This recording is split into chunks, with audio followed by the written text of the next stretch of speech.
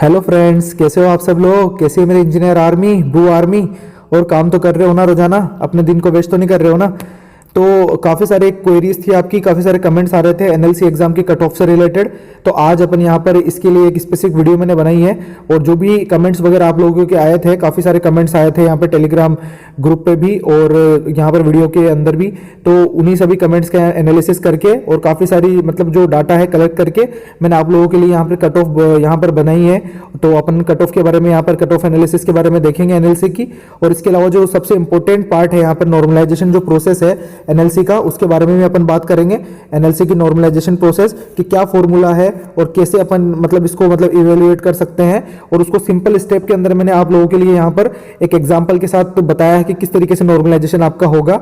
तो आप फटाफट से वीडियो को लाइक कर दीजिए, अपने फ्रेंड्स के साथ शेयर कर दीजिए और चैनल को सब्सक्राइब कर दीजिए और बेल आइकन को प्रेस कर दो, जिससे कि लेटेस्ट वीडियो की नोटिफिकेशन आपको मिलती रहेगी। ठीक है, तो इसके अंदर सारा कुछ मैंने आप लोगों के लिए यहाँ पर तैयार किया है कि नॉर्मलाइजेशन प्रोसेस कैसे यहाँ पर होगा। तो देखो अगर आपको नॉर्मलाइजेशन का फॉर्मूला देखना है तो आपको एनएलसी की ऑफिशियल साइट पर आना होगा और ये पीडीएफ आपको एनएलसी की ऑफिशियल साइट पे मिल जाएगी। तो एनएलसी की ऑफिशियल साइट पे जब अपन आते हैं तो यहाँ पर देखो ये वाला फॉर्मूला है नॉर्मलाइजेशन का, इसके बारे में अपन बात करेंगे। ये normalisation score of each candidate, ठीक है।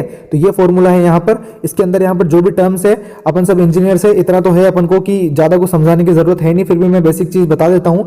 यहाँ पर जो S2 है वो यहाँ पर हाईएस्ट एवरेज स्कोर जिस भी शिफ्ट का होगा ना, उसका स्टैंडर्ड डेविएशन अपन को निकालना है। ठीक है, बेसिक बात इन्होंने ये कही हुई है कि highest average is the standard deviation of the shift with the highest average score taken as base for normalisation. तो जिसका यहाँ पर हाईएस्ट एवरेज स्कोर होगा उसको बेस की तरह लिया जाएगा, तो उसका स्टैंडर्ड डेविएशन लिखना है S2 में। और S1 यहाँ पर क्या है, standard deviation for the corresponding shift. जिस भी शिफ्ट वाले के आप मार्क्स निकाल रहे हो उसके यहाँ पर स्टैंडर्ड डेविएशन आपको लिखना है। एक्स यहाँ पर रो मार्क्स है कैंडिडेट्स के, जो भी रो मार्क्स होंगे उसके, और जो एक्स एवरेज है वो सिंपल एवरेज है जिस शिफ्ट से स्टूडेंट बिलोंग करता है उस शिफ्ट के यहाँ पर है। आप टेंशन मत लीजिए, अपन पूरे एग्जांपल के साथ समझेंगे इसको। ठीक है, तो आप वीडियो को जितना हो सके अपने फ्रेंड्स के साथ शेयर कर दीजिए, क्योंकि काफी लोगों को ये प्रॉब्लम आ रही थी। और चैनल को सब्सक्राइब भी कर लीजिए, जिससे कि आपको जितने भी वीडियो की अपनी नोटिफिकेशन होती है एग्जाम से रिलेटेड आपको यहाँ पर सबसे पहले प्रोवाइड हो जाएगी। और जो एक्स एवरेज है वो मैंने आपको बता दिया सिंपल एवरेज ऑफ शिफ्ट है, और जो वाई एवरेज है वो एवरेज करस्पॉन्डिंग शिफ्ट है। मतलब जो हाईएस्ट एवरेज है ना, उसकी यहाँ पर हाईएस्ट एवरेज जिस भी शिफ्ट का है उसको यहाँ पर वाई एवरेज पे लिया जाएगा। तो ये बेसिक फॉर्मूला है आपका, इसको अपन एग्जांपल के साथ समझेंगे। ठीक है, तो ये फॉर्मूला अगर आपको देखना है तो यहाँ पर आप देख सकते हो, आपको ऑफिशियल साइट पे मिल जाएगा एनएलसी की ये पीडीएफ। ठीक है, तो अपन अब बात करते हैं कि किस तरीके से कैसे अपन इसको समझ सकते हैं नॉर्मलाइजेशन प्रोसेस को। ये देखिए, आपके लिए मैंने नॉर्मलाइजेशन प्रोसेस का एक एग्जांपल लिया है यहाँ पर। तो इसको मैंने पीडीएफ के रूप में यहाँ पर आपके सामने रिप्रेजेंट कर रहा हूँ। तो देखो अपन देखते हैं यहाँ पर मैंने दो शिफ्ट ली है। ठीक है, दो शिफ्ट के अंदर मैंने कैंडिडेट्स के, जैसे कि अपने 120 मार्क्स का एनएलसी के अंदर पेपर था, तो मैंने यहाँ पर रैंडमली कुछ भी मार्क्स लिए हैं। ठीक है, 64 से लेके और यहाँ पर जितने भी मार्क्स हो सकते हैं दो शिफ्ट के अंदर मैंने लिए हैं। यहाँ पर भी मैंने रैंडमली कुछ भी मार्क्स लिए हैं। ठीक है, तो उसके बाद अपन देखते हैं कि किस तरीके से ये वाला फॉर्मूला अप्लाई किया जाता है। तो ये जो मैंने फर्स्ट शिफ्ट के मार्क्स लिए हैं, इसका यहाँ पर आपका जो टोटल है वो यहाँ पर आपका आ रहा है 823। ठीक है, 10 स्टूडेंट्स का यहाँ पर मैंने डाटा लिया है। 10 स्टूडेंट्स का अपन यहाँ पर फाइंड आउट करके देख रहे हैं कि किस तरीके से ये फॉर्मूला अप्लाई होता है। ठीक है, तो एक जो मैंने डाटा लिया है उसका टोटल यहां से आपका हो रहा है 823, और जो दूसरा डाटा लिया है सेकंड शिफ्ट आप इसको मानिए। ठीक है, इसको सेकंड शिफ्ट मानिए और इसको फर्स्ट शिफ्ट मानिए। मैंने यहां पर ऊपर भी आप लोगों के लिए लिख दिया है जिससे आप लोगों को समझने में थोड़ा आसानी हो। तो ये फर्स्ट शिफ्ट का आपका यहां पर एवरेज है। एवरेज यहां पर ये है आपका, टोटल आपका ये आ रहा है। तो ठीक है, एवरेज आपका 82.3 हो जाएगा, 823/10 हो जाएगा। ठीक है, एवरेज इतना तो सभी को आता ही है, इसमें कोई दिक्कत नहीं है। ठीक है, टोटल अपॉन जितने भी नंबर ऑफ कैंडिडेट्स है उससे यहां पर आपके एवरेज निकल कर आ जाएगा। तो ये आपका एवरेज आ गया फर्स्ट शिफ्ट का 82.3, और जो सेकंड शिफ्ट का एवरेज है आपके वो है 86.9। ठीक है, तो ये दोनों शिफ्ट के एवरेज आ चुके हैं। अब अपन बात करते हैं कि स्टैंडर्ड डेविएशन कैसे निकालते हैं। वैसे तो काफी स्टूडेंट्स को पता होगा, फिर भी जिनको पता नहीं है उनके लिए मैं बता देता हूं, क्योंकि नॉर्मलाइजेशन प्रोसेस को समझने के लिए सबसे पहले अपन को स्टैंडर्ड डेविएशन को समझना पड़ेगा। तो देखो थोड़ा सा 1-2 मिनट जा रहा है, आप लोगों को यहाँ पर पूरी वीडियो देखो, जिससे कि सारा कुछ एग्जाम्पल मैंने यहाँ पर लिए हुए हैं। आपके मार्क्स आपको पता लग जाएंगे, जिससे कि आप एग्जाम जब रिजल्ट आ जाएगा उसके बाद भी आप अपने मार्क्स को कैलकुलेट कर सकते हो इजीली, ठीक है। आपको वहां कंफ्यूजन नहीं रहेगा कि यार नॉर्मलाइजेशन में मेरे कितने मार्क्स बढ़े या फिर नहीं बढ़े, तो आप उस चीज को यहाँ पर आपके जितने भी डाउट है वो सब क्लियर हो जाएंगे। तो स्टैंडर्ड डेविएशन का फॉर्मूला होता है X I minus X bar का समीशन होता है, ठीक है, रूट के अंदर X I minus X bar का whole square upon N minus one. जितने भी नंबर ऑफ अपने पास डाटा है उसमें से एक अपन को माइनस करना है। तो अपन के पास जो इंडिविजुअल डाटा है उसको बोलते हैं अपन एक्स आई। तो जितने भी इंडिविजुअल डाटा है ना, देखो आप ये ऊपर देख रहे होंगे 64, 84, 92, ये अपने इंडिविजुअल डाटा है। और जो अपना एक्स बार है मतलब वो अपना यहाँ पर एवरेज है, वो है अपना यहाँ पर 82.3। तो अपन ने यही किया है, इंडिविजुअल में से यहाँ पर एवरेज को माइनस किया है और उसका होल स्क्वायर किया है। ये समीशन है, मतलब आपको सारे डाटास को यहाँ पर जोड़ते जाना है। ये देखो मैंने यहाँ पर आपके सामने सारे डाटा का यहाँ पर कलेक्शन लिया है, सबका होल स्क्वायर किया है और सबको यहाँ पर समीशन यहाँ सबका है, सबका एडिशन कर दिया है। और नीचे जो अपने पास नंबर ऑफ कैंडिडेट्स थे वो अपने पास थे 10, तो यहाँ पर 10 माइनस 1 कर दिया है, ठीक है। जब अपन इसको सोल्व करते हैं तो देखो यहां पर ये सोल्व किया है मैंने, एक एक स्टेप आपको मैंने बताया हुआ है। तो जब अपन इसको सोल्व करते हैं तो आपके पास स्टैंडर्ड डेविएशन जो फर्स्ट वाली शिफ्ट का आता है वो आता है आपका 11.39, ठीक है। इसी तरीके से अपन सेकंड शिफ्ट का भी स्टैंडर्ड डेविएशन फाइंड आउट कर लेते हैं। वही फॉर्मूला है जिसे सेकंड शिफ्ट में आप देख रहे होंगे, ये 68 है, 74 डाटा है और उसका जो एवरेज था ये देखो 68 है यहाँ पर आपके सामने और 74 है, ये इंडिविजुअल डाटा है। और जो उसका एवरेज था इस शिफ्ट का वो 86.9 था, ठीक है। 86.9 यहां पर एवरेज था, तो वही मैंने यहां पर कैलकुलेट किया है। देखो 86.9 को यहां पर माइनस किया है सारे इंडिविजुअल डाटा में से और वही फॉर्मूला लगाया है। और 10 माइनस 1 यहां पर भी अपन ने 10 स्टूडेंट्स का डाटा कलेक्ट किया था। उसके बाद जो इसका स्टैंडर्ड डेविएशन निकल के आता है वो आता है यहां पर अपने 11.08, ठीक है। तो दोनों स्टैंडर्ड डेविएशन अपन ने निकाल लिए हैं और दोनों के एवरेज निकाल लिए हैं। देखो मैंने आपके यहां पर दोबारा से लिख भी दिया ताकि आपको समझने में कोई दिक्कत ना हो। शिफ्ट 1 के 10 स्टूडेंट्स का जो डाटा था उसका एवरेज आपके सामने निकल के आया 82.3 और उसका स्टैंडर्ड डेविएशन आपके सामने निकल के आया 11.39।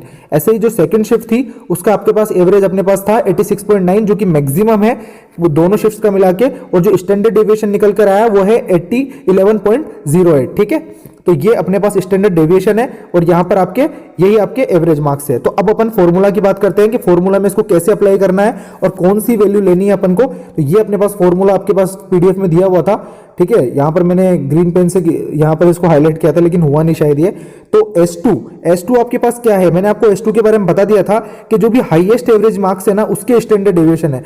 तो आप दोनों शिफ्ट में देखो कि हाईएस्ट एवरेज मार्क्स कौन से शिफ्ट में आ रहे हैं।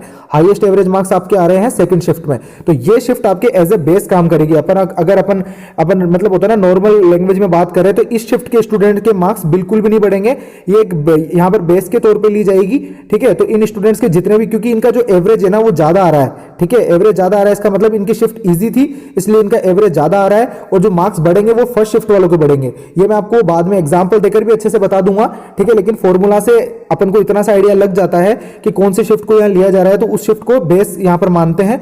तो आपकी जो S2 है वो है यहां पर हाईएस्ट एवरेज मार्क्स जिसके हैं उस शिफ्ट का स्टैंडर्ड डेविएशन। तो S2 यहां पर आपकी क्या आ गई 11.08, ठीक है। तो अब देखो अपन ने लिया क्या है, सबसे पहले वो देख लेते हैं। फॉर्मूला था, उसके बाद अपन ने क्या किया है, शिफ्ट 1 के अपन कोई स्टूडेंट्स के मार्क्स निकाल रहे हैं। शिफ्ट 1 देखो मैंने आपको बता दिया था उसके अंदर काफी सारे यहां पर लिखे हुए थे मार्क्स। तो 76 एक डाटा है, ये देखो 10 नंबर पर है शिफ्ट 1 का, तो उसको अपन ने लिया है। शिफ्ट 1 का जो डाटा था उसको अपन ने लिया है यहां पर, ये शिफ्ट 1 का अपन देख रहे थे।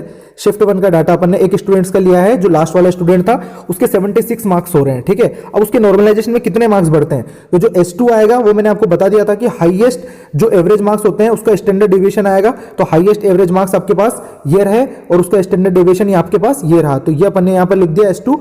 उसके बाद S1 जो आएगा वो करस्पॉन्डिंग शिफ्ट का आएगा, मतलब S1 जो जिस शिफ्ट का स्टूडेंट है उस शिफ्ट के आपके स्टैंडर्ड डेविएशन आपको लेना है, तो उसी शिफ्ट का अपन स्टैंडर्ड डेविएशन ले रहे हैं, देखो 11.39। उसके बाद x क्या है, x आपके रो मार्क्स है जितने भी स्टूडेंट्स के आए हैं, तो वो अपन ने लिख दिया 76। x एवरेज क्या है, x एवरेज है कि जिस शिफ्ट का स्टूडेंट है उस शिफ्ट के एवरेज मार्क्स कितने हैं, तो उस शिफ्ट के जो एवरेज मार्क्स है वो है 82.3, क्योंकि शिफ्ट 1 का स्टूडेंट है ये, तो 82.3 आपने यहाँ पर x एवरेज लिख दिया है। इसके अलावा y एवरेज क्या है, y एवरेज है जो कि आपकी हाईएस्ट एवरेज मार्क्स है किसी भी शिफ्ट के, वो आपको लिखने हैं। तो हाईएस्ट एवरेज मार्क्स आपको पता है सेकंड शिफ्ट के थे 86.9, तो वो अपन ने यहाँ पर लिख दिए हैं। ठीक है, आप लोगों को बहुत अच्छे से समझ में आ गया होगा क्योंकि मैंने बहुत इजी वे में आप लोगों को समझाया। एक बार और आप देख लो, ठीक है। ये वाई एवरेज और ये एक्स एवरेज मैंने सारे आपको समझा दिया है। एक्स एवरेज उसी शिफ्ट के स्टूडेंट्स के मार्क्स हैं जिस शिफ्ट के स्टूडेंट बिलोंग करता है, और वाई एवरेज आपके हैं जिस शिफ्ट के हाईएस्ट यहाँ पर एवरेज मार्क्स आए हैं उस शिफ्ट के मार्क्स यहाँ पर वाई एवरेज है, ठीक है। और इसके बाद अपन फॉर्मूला अप्लाई करते हैं यहाँ पर, देखो xn is equal to S2 upon S1। तो S2 आपके पास क्या है 11.08 है और S1 आपके पास क्या है 11.39 है, ठीक है।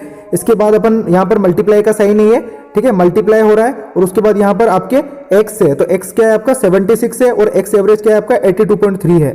उसके बाद यहाँ पर प्लस y एवरेज है, तो y एवरेज आपके पास क्या है 86.9 है। तो आप जब ये सोल्व करोगे तो आपके पास उस स्टूडेंट के जो मार्क्स आएंगे वो आपके पास आएंगे 80.77, यानी उस स्टूडेंट्स के यहाँ पर जिसके 76 मार्क्स थे उसके 4 मार्क्स का यहाँ पर लगभग मतलब 3.33 मार्क्स समथिंग उसके यहाँ पर इंक्रीज हो रहे हैं नॉर्मलाइजेशन के अंदर। और आप यहाँ पर अगर अपन अपनी शिफ्ट की भी बात करें, दोनों शिफ्ट में जो मैकेनिकल के एग्जाम हुए हैं इतना कोई डिफरेंस नहीं है। अगर अपन बात करें तो डीआई थोड़ा लेंथी आया था, ठीक है, बाकी पेपर दोनों का मतलब लगभग सही था, ठीक है ना। दोनों पेपर मैंने देखे हुए हैं तो दोनों पेपर में इतना डिफरेंस नहीं, थोड़ा बहुत डिफरेंस आएगा, तो इतने मार्क्स का डिफरेंस आएगा जितना आप 2-3 मार्क्स मान सकते हो। ज्यादा बहुत ज्यादा डिफरेंस नहीं है कि 10 to 15 मार्क्स इंक्रीज हो जाए किसी शिफ्ट के, मुश्किल से 1 या 2 मार्क्स या 3 मार्क्स या 4 मार्क्स, इससे ज्यादा मुझे लग नहीं रहा है।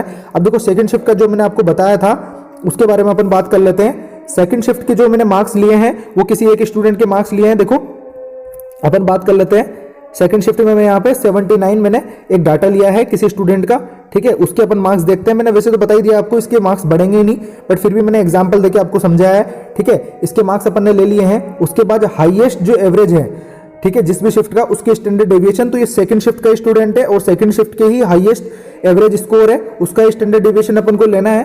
तो उसका स्टैंडर्ड डेविएशन अपन ने यहाँ पे ले लिया है 11.08, ठीक है। तो 11.08 ले लिया है। और S1 जो होता है वो उस शिफ्ट का यहाँ पर स्टैंडर्ड डेविएशन होता है जिस शिफ्ट का वो स्टूडेंट है। तो ये सेकंड शिफ्ट का स्टूडेंट है तो इसका स्टैंडर्ड डेविएशन S1 भी यहाँ पर वही आ जाएगा। और जो X है वो यहाँ पर इसके रो मार्क्स हैं जो कि 79 है, वो यहाँ पर आ गए हैं। और X एवरेज जो इस शिफ्ट का एवरेज है वो 86.9 है, आपको मैंने बता ही दिया था। और जो Y एवरेज है वो यहाँ पर हाईएस्ट यहाँ पर एवरेज जो मार्क्स है किसी भी शिफ्ट के वो भी इसी शिफ्ट के हैं। तो सारे यहाँ पर X एवरेज और Y एवरेज भी सेम आ जाएगा। तो जब आप फॉर्मूला में इसको पुट करोगे तो देखो फॉर्मूला में जब अपन इसको पुट करते हैं तो आपके पास सोल्व होके उतने ही मार्क्स आ जाते हैं। तो आपको वैसे भी देखो मैकेनिकल इंजीनियर्स को वैसे भी कुछ ज़्यादा इसमें कैलकुलेशन करने की जरूरत नहीं है। जिस भी शिफ्ट को यहाँ पर बेस के तौर पर लिया जाता है उसके मार्क्स इंक्रीज नहीं हो जाते हैं, करस्पॉन्डिंग शिफ्ट के यहाँ पर मार्क्स इंक्रीज होते हैं। तो अब हम बात करते हैं कट ऑफ के बारे में, इलेक्ट्रिकल की कट ऑफ के बारे में बात करते हैं। तो इलेक्ट्रिकल की यहाँ पर कितनी वैकेंसीज थी सबसे पहले वो देख लेते हैं। इलेक्ट्रिकल की जो नंबर ऑफ वैकेंसीज थी आपके वो 65 थी, ठीक है। उसमें जनरल कैंडिडेट्स की जो वैकेंसी थी वो 25 थी, ओबीसी की 19 थी, एससी की यहाँ पर 10 थी आपके, एसटी थी आपके 5 थी और ईडब्ल्यूएस की आपकी 6 थी, ठीक है। तो उसके लिए जो पर्सनल इंटरव्यू के लिए आपकी जो कॉलिंग होगी यहाँ पर 6 टाइम स्टूडेंट्स को यहाँ पर बुलाया जा रहा है। 6 टाइम यहाँ पर स्टूडेंट आएंगे, तो 6 टाइम के अकॉर्डिंग आपके यहाँ पर पर्सनल इंटरव्यू के लिए जो स्टूडेंट्स को यहाँ पर बुलाया जाएगा वो है आपके यहाँ पे 390, ठीक है। 390 टोटल स्टूडेंट्स को बुलाया जाएगा इलेक्ट्रिकल के अंदर, जिसमें जनरल कैटेगरी से आपके 150 स्टूडेंट्स को बुलाया जाएगा, ओबीसी से आपके 114, एससी से आपके 60 स्टूडेंट्स को बुलाया जाएगा, एसटी से 30 और ईडब्ल्यूएस से 36 स्टूडेंट्स को आपके बुलाया जाएगा, ठीक है। उसके अलावा अपन बात करते हैं कट ऑफ की। तो कट ऑफ जो इलेक्ट्रिकल की जितने भी डाटा अपन ने कलेक्ट किया है उसके अकॉर्डिंग जो आ रही है वो 87 से 90 के बीच में आ रही है जनरल की, 84 से 86 आ रही है ओबीसी की, 70 से 73 आपकी आ रही है यहाँ पर एससी की होगी, हाँ एससी की ये यहाँ पर, और जो 65 से यहाँ पर 68 आ रही है वो आपकी एसटी की आ रही है, और 83 से लेके 85 तक आपकी ईडब्ल्यूएस कैटेगरी की आ रही है, ठीक है।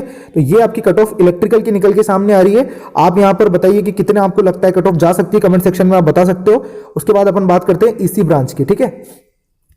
जो इसी ब्रांच की वैकेंसीज थी वो नंबर ऑफ वैकेंसीज आपके 10 थी, ठीक है। तो पर्सनल इंटरव्यू के लिए आपको यहाँ पर 60 स्टूडेंट्स को बुलाया जाएगा। तो जनरल से यहाँ पर 36 स्टूडेंट्स को बुलाया जाएगा, ओबीसी से 6, ठीक है, और एससी से यहाँ पर 6 है, और एसटी से 6 है, और ईडब्ल्यूएस से 6 है, ठीक है। तो इन स्टूडेंट्स को बुलाया जाएगा। अब आप ये मत सोचना कि केवल ओबीसी से जिन्होंने फॉर्म भरा है उनको 6 को बुलाया जाएगा। अगर वो जनरल की कट ऑफ यहाँ पर क्लियर कर लेते हैं तो उनको जनरल के अंदर यहाँ पर कंसिडर किया जाता है, आपको तो पता है ये सब चीजें, ठीक है। और तो इसी अकॉर्डिंग बुलाया जाएगा, लेकिन नंबर ऑफ कैंडिडेट जो टोटल बुलाए जाएंगे वो 6 टाइम्स बुलाए जाएंगे। तो 60 नंबर ऑफ कैंडिडेट्स आएंगे जिनकी कट ऑफ जो निकल कर आ रही है, क्योंकि काफी कम वैकेंसीज थी आपको पता है यहाँ पर इसी की, तो कट ऑफ जो निकल कर आ रही है वो 95 से 98 के बीच में निकल कर आ रही है, और जो ओबीसी की कट ऑफ, ये जनरल की कट ऑफ थी, और ओबीसी की जो कट ऑफ है वो 90 से 93 के बीच में है। एससी की जो कट ऑफ है 85 से 87 के बीच में है, और एसटी की जो कट ऑफ निकल कर आ रही है वो 75 से 78 के बीच में है, और जो यहाँ पर ईडब्ल्यूएस की जो कट ऑफ निकल कर आ रही है वो यहाँ पर 88 से 90 के बीच में है। ठीक है, उसके अलावा अपन बात करते हैं मैकेनिकल की। मैकेनिकल के अंदर सबसे ज्यादा वैकेंसी थी, तो मैकेनिकल की बात करते हैं अपन। मैकेनिकल में वैकेंसी जो आपकी थी 125 थी, जनरल की यहाँ पर 52 थी, ओबीसी की 32, एससी की 20, एसटी की 9 और ईडब्ल्यूएस की 12 वैकेंसीज थी। इसके अंदर अपन पर्सनल इंटरव्यू के लिए जो 6 टाइम कॉलिंग होगी स्टूडेंट्स की, वो 750 स्टूडेंट्स यहाँ पर बुलाए जाएंगे।